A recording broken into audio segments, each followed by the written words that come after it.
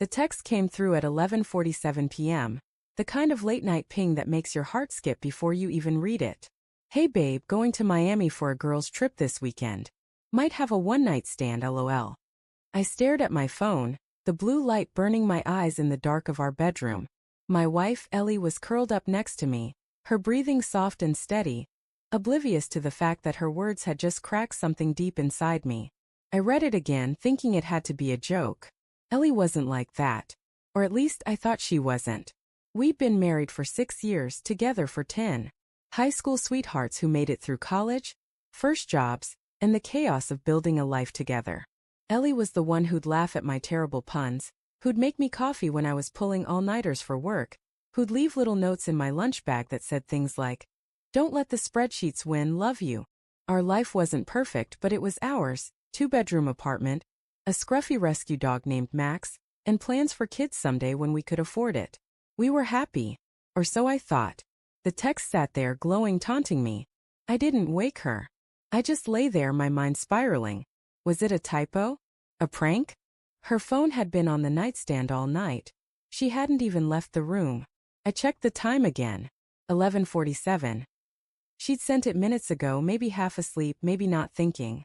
My thumb hovered over the reply button, but what do you even say to that? Haha, funny joke? Or, what the hell, Ellie? I didn't sleep that night. I just stared at the ceiling, her words looping in my head like a bad song. The next morning, Ellie was her usual self, humming in the kitchen while she scrambled eggs. I watched her, searching for something. Guilt? Nerves? Anything. But she was all smiles, her dark hair pulled into a messy bun, wearing my old college hoodie. "You okay, Jake?" she asked, sliding a plate in front of me. "You look like you got hit by a truck." I forced a laugh. Just didn't sleep great. I wanted to bring it up, to ask her what the text meant, but the words stuck in my throat. What if it was nothing?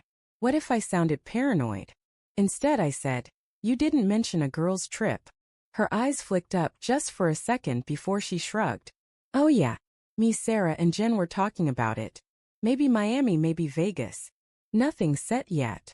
She sipped her coffee, casual as anything, but I caught the way her fingers tightened around the mug.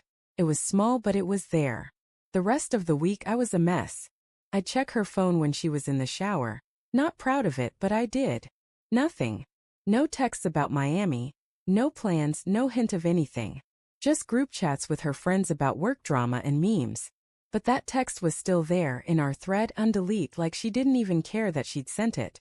I started noticing things I hadn't before. Her staying late at work, her phone buzzing more than usual, the way she'd smile at it and then flip it face down. Little things, but they piled up, each one a splinter under my skin. By Friday she confirmed the trip. "Miami tomorrow," she said, tossing clothes into a duffel bag. "Just a quick weekend with the girls. Be back Monday." I nodded, my stomach churning. I wanted to trust her. I wanted to believe it was just a dumb text, a bad joke. But I couldn't shake the feeling that something was wrong. I didn't plan to follow her. I swear I didn't. But Saturday morning, after she kissed me goodbye and rolled her suitcase out the door, I found myself booking a flight. I told myself I was being crazy, that I'd get there, see her laughing with her friends and feel like an idiot. But I had to know. Miami was loud, humid, a blur of neon and music. I tracked her phone. Yeah, I'd enabled location sharing years ago, never thought I'd use it like this. She was at a club downtown. I stood outside, heart pounding, feeling like a creep in my hoodie and jeans. Through the window I saw her. Ellie, in a red dress I'd never seen before, laughing, her hand on some guy's arm. He was tall, all sharp jawline and easy confidence, leaning in close to whisper something that made her throw her head back and laugh. My Ellie. My wife. I didn't go in. I couldn't. My legs felt like they'd give out.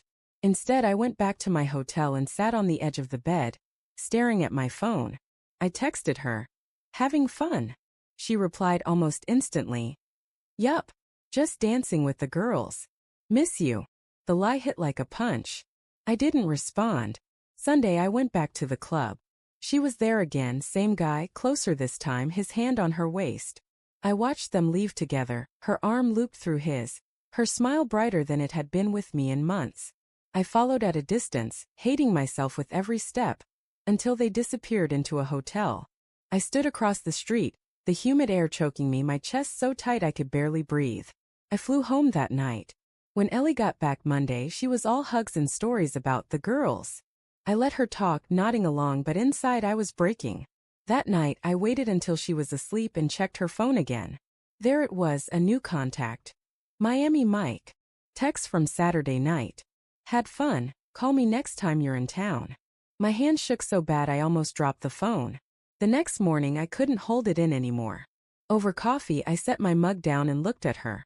Ellie, who's Miami Mike? Her face went pale, her fork frozen halfway to her mouth. What? She stammered. I saw you, I said, my voice low, trembling. In Miami. With him. I followed you. The words felt like glass in my throat. Her eyes widened, then filled with tears. Jake, she started, but I cut her off. Don't lie. Just tell me why.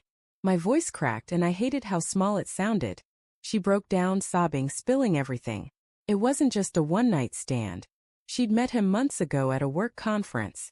They'd been texting, flirting, and Miami was her chance to see what it was like. She swore she loved me, that it was a mistake, that she didn't know why she did it. But her words felt hollow, like they were meant to fill a space that was already gone. I moved out that week, packed a bag, took Max, and crashed at my brother's place. Ellie called, texted, begged me to come back, but every time I closed my eyes, I saw her with him, her smile, her hand on his arm. The trust was gone, and so was the life we'd built. It's been 3 months now. I'm in a new apartment, just me and Max. Some days I'm angry, furious at her, at myself for not seeing it sooner. Other days I just miss her, the old her, the one who wrote notes and laughed at my jokes. I don't know if I'll ever trust like that again. But last night I looked at my phone, at that text from months ago, and deleted it. It didn't fix anything, but it felt like letting go of a weight I didn't need to carry anymore. Sometimes, love isn't enough to hold a life together. And that's the hardest truth of all.